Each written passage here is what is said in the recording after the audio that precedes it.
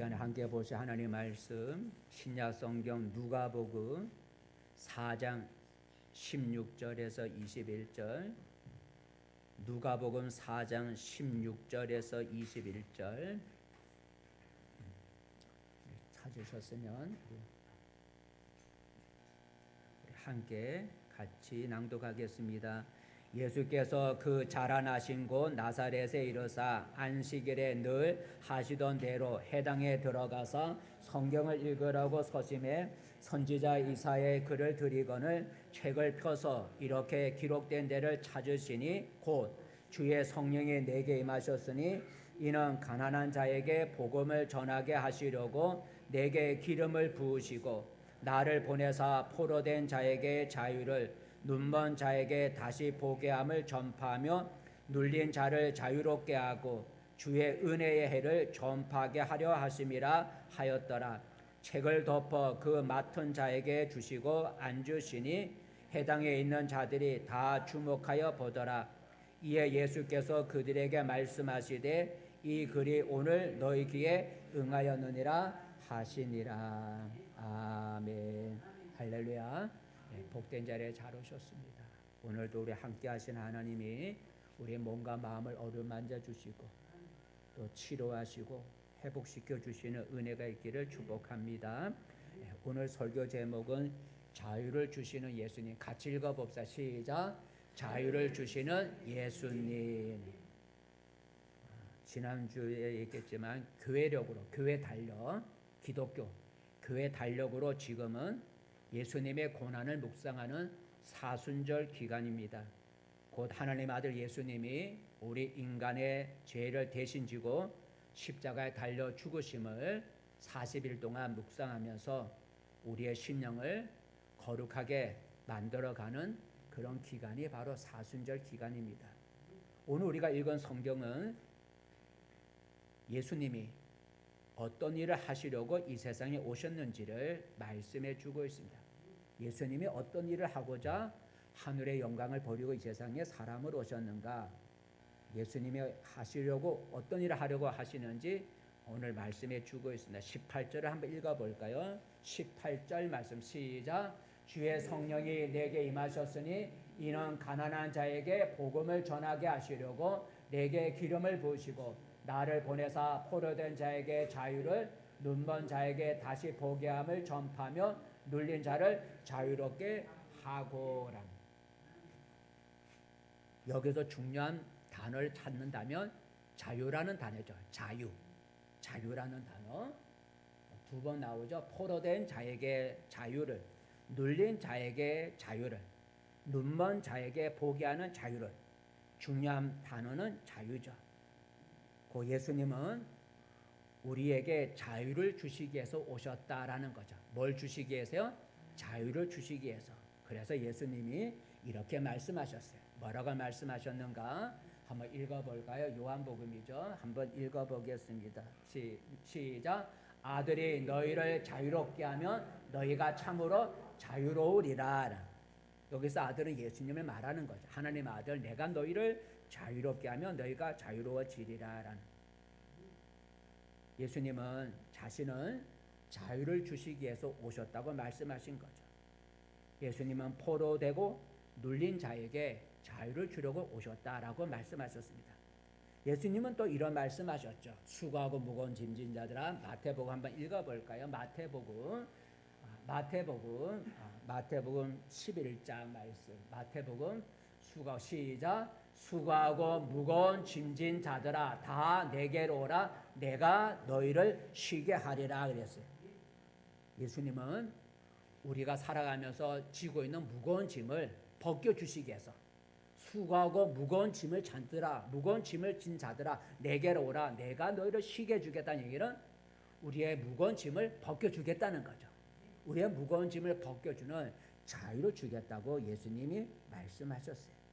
그래서 이 시간에는 예수님이 우리 인생에게, 우리 인간에게 어떤 자유를 주실 수가 있는지 생각해 보면서 함께 은혜를 나누고자 합니다. 먼저는 가난으로부터 우리를 자유케 하신다라는 거죠. 첫 번째, 가난으로부터 자유. 같이 읽어봅시다. 시작. 가난으로부터 자유를 주신다. 18절 말씀 다시 돌아가서 18절 말씀 시작. 주의 성령이 내게 임하셨으니 이는 가난한 자에게 복음을 전하게 하시려고 내게 기름을 부으시고 나를 보내사 포로된 자에게 자유를 눈먼 자에게 다시 보게 함을 전파하며 눌리는 자를 자유롭게 하고. 그래서 맨 앞에 보니 가난한 자에게 복음을 전하게 하시려고 내게 기름을 부었다. 여기서 가난한 자는 어떤 사람을 말하는가 문맥을 보면 그 뒤에 나오는 포로된 자에게 자유를, 눈먼 자, 눌린 자 이런 사람을 통틀어서 가난한 자라고 말하고 있는. 내가 가난한 자들에게 복음을 전하려고 내게 기름을 부어 주셨는데 가난한 자는 어떤 자나 뒤에 보니까 포로된 자, 눌린 자, 눈먼 자 이런 사람을 통틀어 가난한 자 그들에게 자유를 주기 위해서 하나님의 나를 보내셨다라고 말을 하고 있죠. 하지만 포로된 자, 눈먼 자 이런 사람만이 가난한 자가 아니죠. 생활의 가난도 있죠. 무슨 가난이요? 생활의 가난. 우리가 흔히 말하는 가난이 생활의 가난이죠.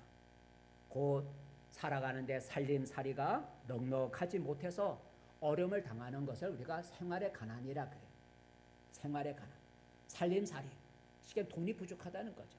살림살이가 넉넉하지 못해 어려움을 겪는 가난을 우리가 생활의 가난이라 그래요. 그런 생활의 가난한 자에게 있어서 복음, 좋은 소식은 무엇이겠어요?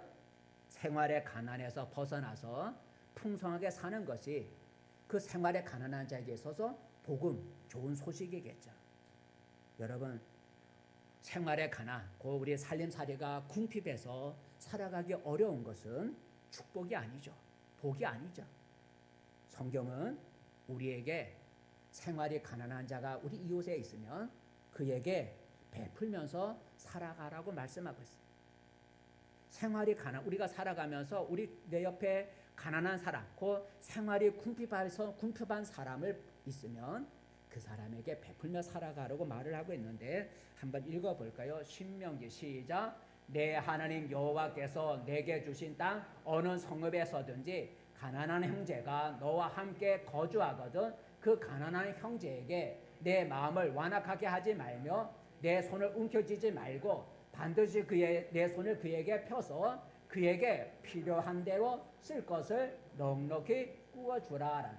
8절 말씀 다시 읽어볼까? 맨 아래 8절 시작. 반드시 내 손을 그에게 펴서 그에게 필요한 대로 쓸 것을 넉넉히 구워주라 그랬어요. 그렇게 살아가라는 거죠. 근데 여러분, 내가 생활이 가난하면 그렇게 할 수 있겠어요? 할 수가 없죠. 하나님 우리에게 옆에 생활이 가난한 사람이 있으면 손을 펴서 도와주라 그랬어요. 근데 내가 생활이 가난하면 그렇게 살 수가 없는 거예요. 내가 가난하면 베풀기는커녕 도리어 내가 남의 도움을 필요로 하게 되는 거죠. 그리고 가난하면 남에게 무시당하기도 쉽잖아요. 하나님은 우리가 이 땅에서도 풍성하게 살기를 원하시는 거예요. 우리가 가난해서 벗어나기를 하나님은 원하시는 거죠. 그럼 어떻게 해야 우리가 생활의 가난에서 벗어날 수 있을까? 물론 여러분 게으르지 말고 열심히 우리가 일을 해야 돼요. 일하기를 싫어하고 땀 흘리기를 싫어하면 가난해질 수밖에 없어요. 하지만 내가 열심히 일한다고 해서 가난에서 벗어나는 것이 아니죠. 하나님이 도와주셔야 돼요. 내 수고가 헛되지 않도록 도와주셔야 우리가 가난에서 벗어날 수가 있어요. 하나님은 우리에게 생활의 가난에서 벗어나서 우리를 하여금 풍성하게 살아갈 수 있도록 생활의 복을 주기를 원하셔요. 한번 읽어볼까요? 하나님 우리가 가난하게 사는 게 아니라 풍성하게 살아가기를 원하셔서 복을 주세요. 읽어보겠습니다. 신명기 30장 말씀 시작. 내 하나님 여호와께서 내 손으로 하는 모든 일과 내 몸의 소생과 내 가축의 새끼와 내 토지 소산을 많게 하시고 내게 복을 주시되 고 여호와께서 내 조상들을 기뻐하신 것과 같이 너를 다시 기뻐하사 내게 복을 주시리라. 여기서 복은 땅의 복을 말하는 거죠.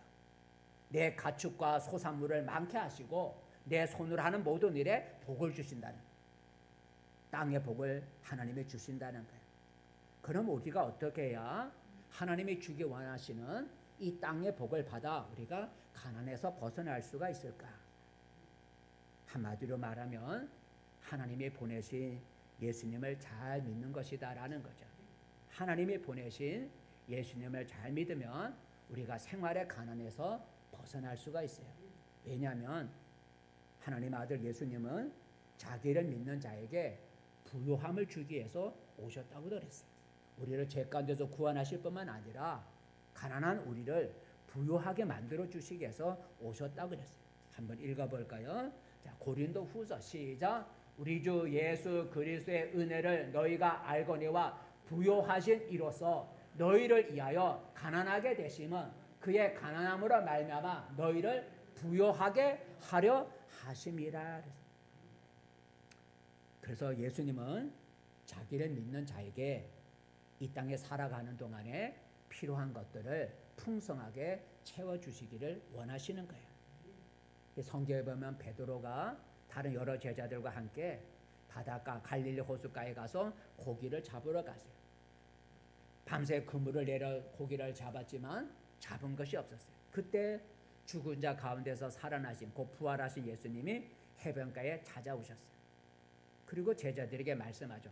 얘들아, 너에게 고기가 있느냐? 아니요, 잡지를 못했습니다. 그랬더니 그럼 배 오른편에다 던져라. 그리하면 잡으리라 그랬어요.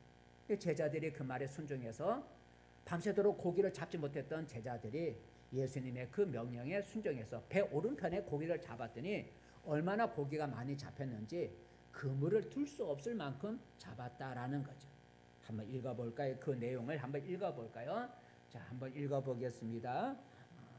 요한복음 21장, 요한복음 21장 고기 잡는 얘기 안 써줬어요? 거보니 시몬 베드로가 나는 물고기 잡으러 가노라 하니 그들이 우리도 함께 가겠다고 나가서 배에 올랐으나 그날 밤에 아무것도 잡지 못하였더니 날이 새어갈 때에 예수께서 바닷가에 서셨으나 제자들이 예수이신 줄 알지 못하는지라. 예수께서 이러시되 얘들아 너희에게 고기가 있느냐? 대답하되 없나이다. 이러시되 그물을 배 오른편에 던지라. 그리하면 잡으리라 하시니 이에 던졌더니 물고기가 많아 그물을 들 수가 없더라라는, 예수님이 제자들에게 필요한 물고기를 많이 잡게 해주신 사건이죠. 이처럼 여러분 예수님을 잘 믿는 개인과 그 가정과 그 나라는 생활의 가난에서 벗어날 수가 있어요. 왜냐하면 예수님은 가난한 자를 부유하게 만들어 주시기 위해서 이 세상에 또한 오셨기 때문이죠. 우리 대한민국을 생각해 보세요. 우리 대한민국이 지금 이렇게 풍성하게 잘 살 수 있게 된 것은 우리가 예수님을 잘 믿은 결과라고 말할 수가 있어요. 왜냐하면 기독교가 우리 대한민국에 들어오기 전에는 우리 대한민국이 무척 가난했어요. 그리고 외국의 침략을 수없이 받아왔어요. 하지만 기독교가 이 나라에 들어온 이후에 이 나라의 많은 백성들이 예수님을 잘 믿게 되었을 때 이 나라의 가난이 물러가게 되고 땅의 복을 풍성하게 받게 된 거죠. 우리나라가 이렇게 가난한 나라가 이렇게 부유한 나라로 바꿔지게 된 그 기점은 바로 기독교가 들어와 이 땅에 있는 백성들이 하나님을 잘 섬겼더니 하나님께서 이 나라의 가난이 떠나가게 하시고 하나님 이 땅에 이 나라에 우리가 이렇게 풍성하게 살아갈 수 있도록 복을 주셨다라는 거죠. 그러므로 여러분 이제 여러분도 예수님을 잘 믿음으로써 생활의 가난으로부터 자유함을 받아서 좀 더 풍성하게 살아갈 수 있기를 바라겠습니다. 두 번째 예수님은 어떤 자유를 주시려고 오셨을까? 두 번째 자유 한번 읽어보겠습니다. 시작. 죄로부터 자유다라는 거죠. 죄로부터.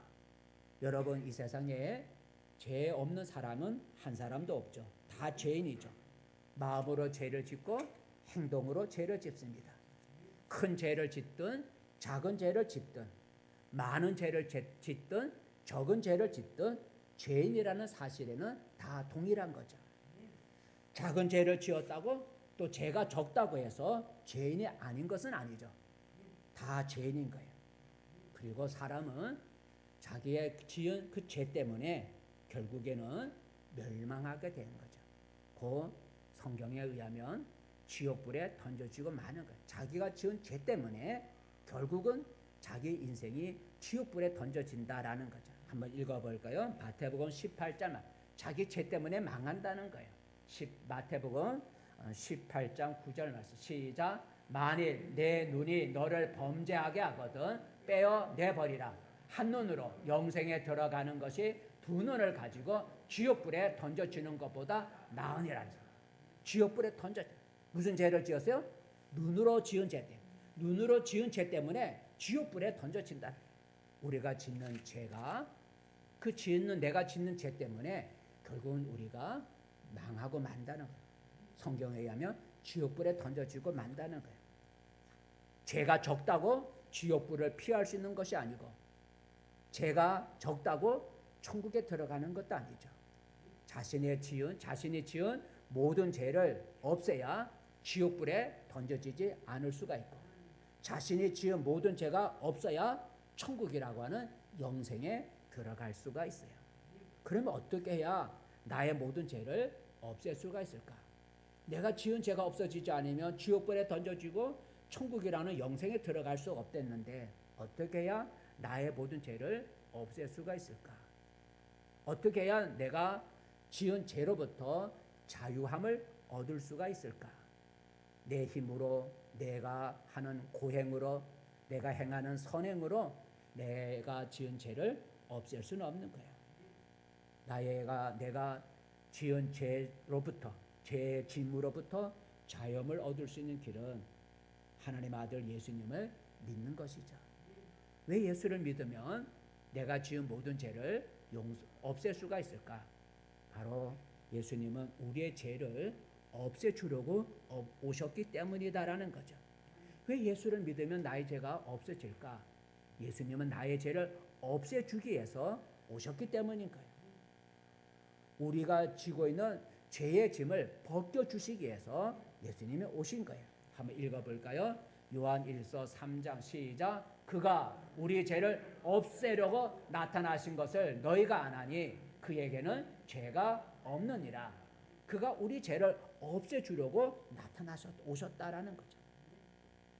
우리 죄를 없애주기 위해서 이 세상에 오신 분은 예수님밖에 없죠. 불교의 석가모니도 유교의 공자도 우리 죄를 없애주고자 온 사람은 아니죠. 그러면 예수님은 내가 지은 죄를 어떻게 없앨 수가 있을까? 우리 죄를 없애기 위해서 오셨는데 어떻게 예수님이 내가 지은 죄를 없앨 수 있을까? 바로 그것은 자신의 몸을 우리 죄를 속하기 위한 화목제물, 속죄의 제물로 자신의 몸을 십자가에 달려 죽으셨다라는 거죠. 그러니까 내가 지은 죄를 대신 지고 십자가에 제물로서 죽어주셨다는 거예요. 한번 읽어볼까요? 베드로전서 시작. 친히 나무에 달려 그 몸으로 우리 죄를 담당하셨으니 이는 우리로 죄에 대하여 죽고 의에 대하여 살게 하려 하심이라. 나무에 달려 친히 그 몸으로 우리 죄를 담당하셨다 그랬어요. 그래서 이제 예수님을 믿으면 그가 십자가에서 나의 죄를 대신 주고 그분이 십자가에서 피 흘려 죽으셨기 때문에 그를 믿으면 그가 흘린 피로 나의 모든 죄가 용서를 받고 죄로부터 자유함을 잊게 되는 거예요. 한번 읽어볼까요? 에베소서 1장 시작. 우리는 그리스도 안에서 그의 은혜의 풍성함을 따라 그의 피로 말미암아 속량 곧 죄사함을 받았느니라. 그가 십자가에서 우리 죄를 대신 주고 피 흘려 죽으셨기 때문에 그를 믿으면 그가 흘린 피로 우리 죄가 사함을 받는다라는 거죠. 그래서 예수님을 믿으면 내가 지은 죄 때문에 정죄함을 받죠. 너는 죄인이야 하는 정죄를 받지 않는다는. 왜요? 예수님이 나의 죄를 대신 짊어져 주셔서 나를 죄로부터 자유함을 주셨기 때문에 예수 안에 있는 사람은 더 이상 죄 때문에 정죄함을 받지 않는다는. 너는 죄를 지은 사람이 하는 정죄를 받지 않는다. 한번 읽어볼까요? 로마서 8장 시작. 이제 그리스도 예수 안에 있는 자에게는 결코 정죄함이 없나니 이는 그리스도 예수 안에 있는 생명의 성령의 법이 죄와 사망의 법에서 너를 해방하였음이니라. 자유를 주셨기, 예수 안에서 자유를 주셨기 때문에 예수 안에 있는 사람은 정죄함, 죄로 인하여서 심판을 받지 않는다라고 말해주고 있어요. 인동선 목사님이 환상 중에 잠을 자려고 누웠는데 잠도 안 들었는데 자기 몸은 의식이 있는데 아직 잠이 안 들었는데 의식이 있는데 몸이 붕 뜨더라니. 그러면서 천국으로 자기가 갔다는 거죠. 환상이겠죠. 가서 아름다운 천국을 구경하고 그리고 천사가 자기를 이끌고 지옥으로 자기를 데려가, 물론 환상이지만 지옥을 구경시켜 주더래요. 근데 그 지옥에 보니까 가보니 죄 지은 사람들이 그 지옥에서 끔찍하게 고통을 받고 있다라는 거죠. 그 고통을 받고 얼마나 그 고통 당하는 걸 보니까 얼마나 자기가 그렇게 힘들었겠어요. 근데 그 환상이니까 그 다 환상이 끝난 다음에 딱 정신을 차려 보니까 자기 온몸이 땀으로 푹 젖었더랍니다. 그래서 이 임노선 목사님이 그 자리에서 엎드려 이렇게 고백을 했더랬죠. 주여, 내가 지옥에 갈 사람입니다. 내가 그런 죄를 지었습니다. 하는 제가 적어놨는데 한번 읽어볼까요? 자, 한번 읽어볼까요? 임도선 목사님의 고백이다. 시작. 주여, 내가 지옥에 갈 자입니다. 내가 그런 죄를 지었습니다. 어떤 죄요? 지금 지옥에 가서 고통받고 있는 그 사람들이 지은 죄를 내가 죄를 지었습니다. 내가 지옥에 갈 자입니다. 하면서 하나님 앞에 그 자리에 엎드려 막 통곡하면서 내가 죄를 지었습니다. 내가 지옥에 갈 자입니다. 하고 막 통곡하는데 갑자기 하늘로부터 음성이 들어오더라. 어떤 음성이 들렸을까요? 그 다음 읽어볼까요? 시작. 주 예수 그리스도의 붉은 피가 내 모든 죄를 사하였느니라. 다시 한번 읽어볼까요? 시작. 주 예수 그리스도의 붉은 피가 내 모든 죄를 사하였느니라. 그 음성이 생생하게 그냥 들려오더라. 그 음성을 듣는 순간 듣자마자 감사와 감격의 눈물이 쏟아졌다. 이처럼 여러분, 예수님은 내가 지은 모든 죄를 없애주기 위해서 이 세상에 오셨어요. 그 일을 이루기 위해서 예수님은 십자가에 달려 피 흘려 죽으셨어요. 이 예수를 믿으면 그의 피로 죄사함을 받게 되죠. 모든 죄로부터 자유함을 얻게 됩니다. 내가 지은 죄 때문에 더 이상 이제는 정죄함을 받지를 않습니다. 예수님의 피가 그를 믿는 자의 모든 죄를 깨끗이 씻어주기 때문이죠. 그러므로 이제 여러분, 예수를 믿음으로써 여러분이 지은 모든 죄로부터 자유함을 얻어 기쁨으로 살아가시기를 바라겠습니다. 세 번째, 예수님은 어떤 자유를 주기 위해서 오셨을까? 세 번째 읽어보겠습니다. 시작. 마귀로부터 자유를 주신다. 18절 다시 돌아가서 마귀로부터 자유를, 18절 말씀 시작. 주의 성령이 내게 임하셨으니 이는 가난한 자에게 복음을 전하게 하시려고 내게 기름을 부으시고 나를 보내사 포로된 자에게 자유를, 눈먼 자에게 다시 보게 함을 전파하며 눌린 자를 자유롭게 하고. 여기서 포로된 자, 눈먼 자, 어떤 사람에게 포로되고 어떤 자에게 눌렸을까? 마귀에게 포로되고 마귀에게 눌린 자. 우리는 그렇게 하면 되겠어요. 포로된 자, 눌린 자에게 자유를 주는데 여기서 포로된 자와 눌린 자는 어떤 사람을 가리킬까? 마귀에게 괴롭힘을 받는 사람에게 자유를 주신다라는 거죠. 여러분, 마귀는 다른 말로 사탄이라고 성경은 말하고 있어요. 마귀 사탄은 어떤 존재예요? 마귀 사탄은 하나님을 대적하는 자죠. 그리고 마귀가 사용하는 악한 영을 가리켜 우리는 귀신이라고 불러요. 마귀와 귀신은 우리 눈에 보이지 않는 영적인 존재이고 사람보다 강하죠. 마귀는 자기가 부리는 악한 영 귀신들을 통해서 사람들을 괴롭히죠. 그래서 사람들을 실제로 괴롭히는 건 귀신들이죠. 그러면 그 마귀와 귀신들이 하는 일은 무엇일까? 마귀와 귀신이 사람들을 괴롭힌다는데 그 마귀와 귀신이 하는 일이 무엇일까? 마귀는 하나님을 대적하는 자를 했기 때문에, 그런데 마귀는 하나님을 직접적으로 대적할 수가 없잖아요. 어찌 마귀가 하나님을 대적할 수가 있겠어요? 그러니까 마귀는 하나님을 직접적으로 대적할 수가 없기 때문에 하나님이 사랑하는 인간을 대신 괴롭히는 일을 하는 거예요. 하나님을 대적할 수 있는 능력이 없으니 하나님이 사랑하는 인간을 대신 괴롭히는 일을 하는 거죠. 그래서 마귀와 귀신은 사람들의 육체와 마음과 삶을 괴롭히죠. 그래야 사람의 몸과 마음을 병들게 하고 가정이 깨어지게 하고 사업을 망하게 하고 비정상적인 행동을 하게 만드는 거죠. 성경의 욥을 보세요. 평안하게 살던 욥의 가정을 괴롭힌 것은 사람이 아니라 마귀 사탄이었다는 거죠. 마귀 사탄이 욥에게 어떤 일을 했어요? 어떻게 괴롭혔나요? 그에게 재앙을 내렸죠.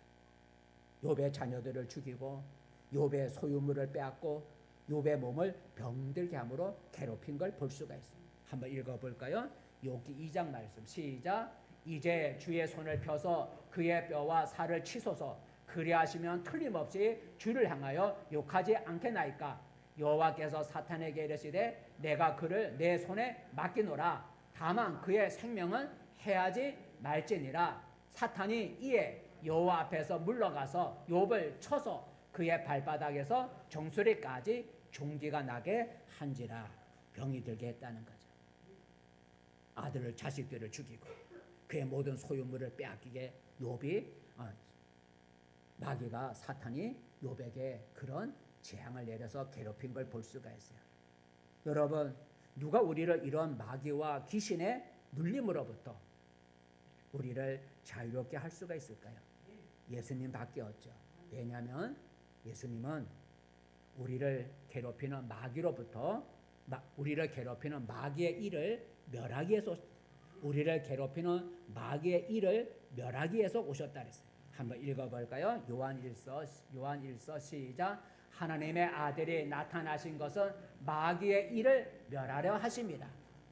마귀의 일이 어떤 거예요? 마귀가 하는 일이 어떤 거예요? 우리로 하여금 죄짓게 하고 우리로 하여금 재앙을 만나게 하고 이런 일을 못하게 하기 위해서 오셨다는 거예요. 그래서 예수님은 사방을 다니면서 마귀에게 눌린 자를 예수님은 자유를 주셨어요. 한번 읽어볼까요? 마귀에게 눌린 자에게 자유를 주셨어요. 시작. 예수께서 두루 다니시며 마귀에게 눌린 모든 사람을 고치셨으니 이는 하나님이 함께 하셨음이니라. 마귀에게 눌린 사람은 어떤 사람이겠어요? 병든 사람이죠. 마귀가 눌려서 병이 든 사람, 이런 사람들이 마귀에 눌려서 병든 사람들을 예수님이 그 눌린 자를 자유케 해주셨다 그랬어요. 그러기에 우리가 예수님을 잘 믿으면 마귀의 눌림으로부터 귀신의 괴롭힘으로부터 우리가 자유를 얻을 수가 있어요. 왜냐하면 예수님은 우리를 괴롭히는 마귀의 일을 멸하려고 오셨기 때문인 거죠. 예수님은 마귀와 귀신을 쫓아낼 수 있는 권세를 갖고 있죠. 성경에 보면 어느 날 예수님께 귀신 들린 사람이 예수님 앞에 나타났어요. 그 귀신 들린 그 사람은 옷도 입지 아니하고 밤낮 소리를 지르면서 무덤가에서 살면서 자기 몸을 돌로 상하게 하면서 살아가는 거예요. 자기 맨정신을 그렇게 하겠어요?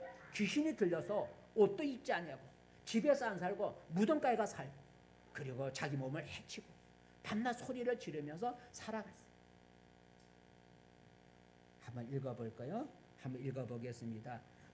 마가복음 5장 3절 시작. 그 사람은 무덤 사이에 거처하는데 이제는 아무도 그를 쇠사슬로도 맬 수 없게 되었으니 이는 여러 번 고랑과 쇠사슬에 매었어도 쇠사슬을 끊고 고랑을 깨뜨렸음이로라. 그래야 아무도 그를 제어할 힘이 없는지라.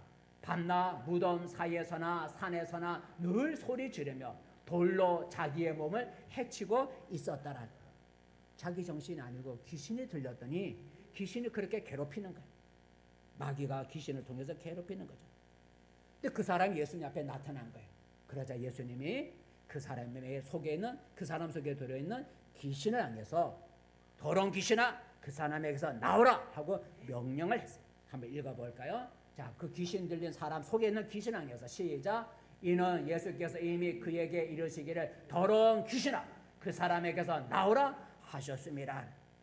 그렇게 명령했더니 그 귀신이 예수님의 명령에 굴복해서 그 사람에게서 나갔다는 거죠. 귀신이 나가면 어떻게 되는가요? 나갔더니 그 귀신 들린 사람이 정상이 되어서 옷을 입고 그리고 온전한 정신이 돌아와서 자기 집으로 돌아가게 됐다는 거죠. 한번 읽어볼까요? 자, 정신이 돌아왔어요. 시작. 사람들이 어떻게 되었는지를 보러 와서 예수께 이르러 그 귀신 들렸던 자, 곧 군대 귀신 집혔던 자가 옷을 입고 정신이 온전하여 앉은 것을 보고 두려워하더라. 그래서 예수님이 마귀에게 귀신에게 사로잡혀 고통을 받던 그 사람을 마귀로부터 자유함을 주신 것을 볼 수가 있습니다. 이처럼 예수님을 믿으면 우리는 마귀와 귀신의 눌림으로부터 그의 포로됨으로부터 자유를 얻을 수가 있어요. 그 마귀가 가져다 주는 질병이 떠나갈 수가 있고 마귀가 망하게 하는 사업이 다시 일어날 수가 있고 마귀가 일으키는 가정의 문제도 해결될 수가 있어요. 마귀와 귀신은 오직 예수님 이름 앞에서만 굴복하는 거죠. 그러므로 여러분 예수님을 잘 믿음으로써 마귀와 귀신의 모든 눌림으로부터 자유함을 잊고 살아가시기를 바랍니다. 마지막으로 예수님은 어떤 자유를 주시기 위해서 오셨을까? 네 번째 읽어봅시다. 시작. 죽음으로부터 자유다라는 거죠. 사람이 제일 두려워하는 게 뭐겠어요? 죽음이잖아요. 그래서 사람은 죽음을 피해보려고 또 죽음을 좀 더 연장시켜 보려고 애를 쓰지만 결국은 죽음을 피할 수가 없어요. 프랑스의 의학자인 볼테르라고 하는 의학자가 있는데 그는 철저한 무신론자. 신이 어디 있냐? 철저한 무신론자라고 그래요. 그 볼테르가 글을 잘 쓰는 의학자인데 글을 잘 써서 하나님을 부정하는, 하나님이 없다 하는, 하나님을 부정하는 그런 글을 많이 썼다고요. 그래서 그 볼테르는 하나님을 이렇게 비우셨어요. 뭐라고 비우셨는가? 한번 읽어볼까? 시작. 만약 하나님이 계시다면 이렇게 욕짓거리를 퍼붓는 나를 이 자리에서 쓰러뜨려 보십시오. 하나님 당신이 살아계시면 내가 하나님 향해서 부정하고 하나님을 향해서 욕짓거리를 하는데 나 한번 쓰러뜨려 보시오. 그렇게 하면서 이 볼테르라고 하는 의학자가 하나님을 그렇게 무시는 자니까 하나님을 비방했어요. 비웃었어요. 그런 볼테르도 이제 나이를 이길 수가 없고 나이가 들어 병이 들어 죽음이 찾아오게 됐어요. 죽음이 이제 찾아오게 되니까 그 볼테르 의학자 볼테르가 의사에게 이렇게 부탁을 했다죠. 나의 생명을 6개월만 더 연장시켜 달라고. 나의 생명을 6개월만 더 연장시켜 달라고 그렇게 부탁을 했어요. 그러자 그 의사가 이렇게 대답을 했다죠. 선생님의 생명은 6개월이 아니라 이제는 6시간도 연장할 수가 없습니다. 그랬죠. 6개월이 아니라 이제는 6시간도 연장할 수가 없습니다. 그랬죠. 그 말을 듣자 그 하나님을 부정하던 그 무신론자 볼테르의 입에서 이런 말이 흘러나왔다 그랬죠. 어떤 말이 흘러나왔을까요? 한번 읽어보겠습니다. 시작. 이제 나는 지옥으로 떨어져 가는구나 라는. 여러분 누가 우리를 이러한 죽음의 두려움에서 자유를 주실 수가 있겠습니까? 오직 예수님밖에 없습니다. 왜냐하면 예수님은 죽음의 두려움으로부터 자유를 주시기 위해서 아니 죽음 자체로부터 우리에게 자유를 주시기 위해서 오셨기 때문이죠. 죽음의 두려움으로서부터 죽음을 두려워하는 자에게 자유를 주기 위해서 먼저 오셨어요. 한번 읽어볼까요? 자, 히브리서 2장 말씀 시작. 죽기를 무서워함으로 평평생 종로로 타는 모든 자들을 놓아주려 하심이니 다시 한번 시작. 죽기를 무서워함으로 한평생 매여 종로로 타는 모든 자들을 놓아주려 하십니다. 죽기를 두려워하는 자를 놓아주신다는 얘기는 자유를 주신다. 죽음을 두려워하는 자에게 자유를 주기 위해서 예수님 오셨고 거기서 끝나는 게 아니라 아예 죽음 자체에서부터 자유를 주기 위해서 예수님이 오셨다는 거예요. 죽음 자체를. 어느 날 예수님이 관을 메고 가는 장례 행렬을 만났어요. 관을 메고 가는 장례 행렬을 만났어요. 근데 그 죽은 자는 과부의 외아들이었어요.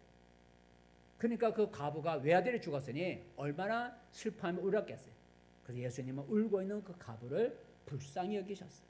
그리고 여자여 울지 말라고 위로하시고 그 관을 메고 가는 그 관에 가까이 가서 그 죽은 사람이 누구예요? 청년이죠. 과부의 아들이니까 그 죽어 관 속에 있는 청년에게 예수님이 말씀하셨어요. 청년아, 내가 내게 말하노니 일어나라. 관 속에 있는 자를 향해서 말을 했어요. 그랬더니 죽은 자가 살아났어요. 예수님이 그 청년을 죽음으로부터 죽음의 두려움이 아니라 아예 죽음 자체로부터 자유를 주신 것이죠. 한번 그 내용을 읽어볼까요? 한번 내용을 누가복음 시작. 주께서 과부를 보시고 불쌍히 여기사 울지 말라 하시고 가까이 가서 그 관에 손을 대시니 맨 자들이 서는지라. 예수께서 이르시되 청년아 내가 내게 말하노니 일어나라 하시매 죽었던 자가 일어나 앉고 말도 하거늘 예수께서 그를 어머니에게 주시니라 그랬습니다. 예수님은 죽음으로부터 죽음의 두려움으로부터 아니 아예 죽음 자체로부터 자유를 주신다라는 거죠. 그래서 예수님은 자기를 믿는 자는 죽음 자체를 이긴다고, 죽음의 두려움을 이기는 게 아니라 죽음 자체를 이긴다고 예수님은 말씀하셨어요. 한번 읽어볼까요? 요한복음 말씀 자 읽어보겠습니다. 그래요. 요한복음 10장 28장이었죠. 요한복음 한번 죽음 자체를 이긴다 그랬어요. 아까 그 얘기는 제가 읽고 내용이 이렇습니다. 그럼 읽어볼게요. 시작. 내가 그들에게 영생을 주노니 영원히 멸망하지 아니할 것이요. 그래서 예수님은 죽음 자체로부터 우리를 자유를 주신다. 죽음에 우리를 삼키지 못하고 죽음 자체로부터 자유를 주신다. 그 내용이 성경에 보니 오빠 나사로가 죽어서 슬퍼하는 여동생 마르다에게 예수님이 이렇게 말을 했어요. 뭐라 말을 했는가? 오빠 죽음에 대해서 슬퍼하고 있는 마르다에게 이렇게 말을 했어요. 자, 요한복음 11장 말씀 시작. 예수께서 이르시되 나는 부활이요 생명이니 나를 믿는 자는 죽어도 살겠고 무릇 살아서 나를 믿는 자는 영원히 죽지 아니하리니 이것을 내가 믿느냐 그랬어요.